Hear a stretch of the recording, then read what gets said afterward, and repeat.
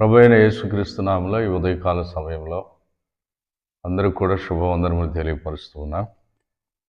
నేటి వాగ్దానము యెషయా గ్రంథం 57వ అధ్యాయము 18వ వచనం.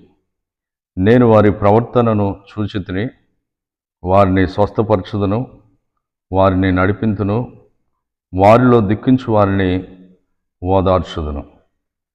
పరిశుద్ధ గ్రంథములో మనం చదివిన వాక్య లేఖనములో మన ప్రవర్తన దేవునికి ఇష్టముగా మారినప్పుడు మనల్ని ఆయన స్వస్థపరిచి, మనం వ్యాధిలో బాధల్లో దుఃఖిస్తున్న మన దుఃఖాన్ని ఆయన నాట్యముగా మార్చేటటువంటి దేవుడు. దేవునికి ఇష్టమైనది ఏమిటి అంటే మన మంచి ప్రవర్తన దేవునికి ఇష్టం. నేను పరిశుద్ధుని కనుక మీరు కూడా పరిశుద్ధులై ఉండండి ఆయన వాక్యం సెలవిచ్చాడు. ఆయన మాట వింటే ఐగుప్తు దేశంలో వచ్చిన ఏ క్షయ వ్యాధులను మీకు రానియనని ఆయన వాగ్దానం ఇచ్చాడు. నిన్ను స్వస్థపరిచే యెహోవాను నేనే అని వాగ్దానం ఇచ్చాడు. కాబట్టి దేవుని మాట విని దేవునికి లోబడి దేవునికి ఇష్టమైన జీవితాన్ని జీవిస్తే ఖచ్చితంగా ఎలాంటి వ్యాధినైనా స్వస్థపరిచి మనకు ఆరోగ్యం ఇచ్చేటటువంటి దేవుడు.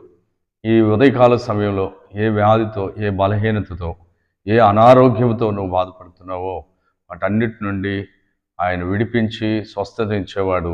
ఆయన పొందిన దెబ్బల ద్వారా స్వస్థత అన్నాడు.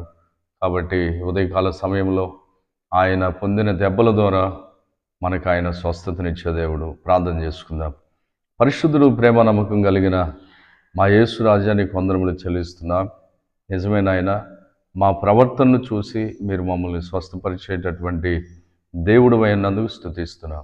విశ్వాసంతో నీ చెంతకు వచ్చినటువంటి ప్రతి ఒక్కరిని కూడా ఆ దినాన మీరు స్వస్థపరిచారు. గుడ్డివారిని, కుంటివారిని, మోగవారిని, చెవిటివారిని, అలాగే చనిపోయిన లాజరును సహితము నాయన మీరు తిరిగి లేపి అనేకులను మీరు స్వస్థపరిచినందుకు స్తుతిస్తూ ఉన్నాం. ఈ ఉదయకాల సమయంలో ఎవరైతే నాయన మరణ పడకల మీద నాయన కొట్టుమిట్లాడుతున్నారో వారిని మీరు తాకి స్వస్థతను దయచేయమని ప్రార్థిస్తూ ఉన్నాను. ఆయన ఏ వ్యాధి చేత అయితే కృంగిపోతున్నారో ఆ వ్యాధి బలహీనతల నుంచి విడుదల దయచేయండి. ఇదిగో నాయన ప్రతి బలహీనత నుండి విడిపించే దేవుడు మీరు ఒక్కరే. నిజమే నాయన.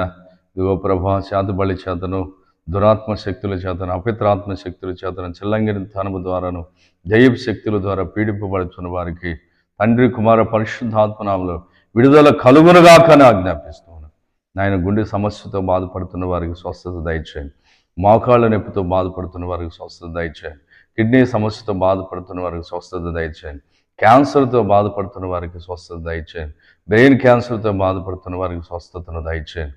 ప్రభా, ప్రతి బలహీనత, రుగ్మత నుండి నాయన యేసు నామములో విడుదల కలుగునట్లుగా సహాయం దయచేయండి.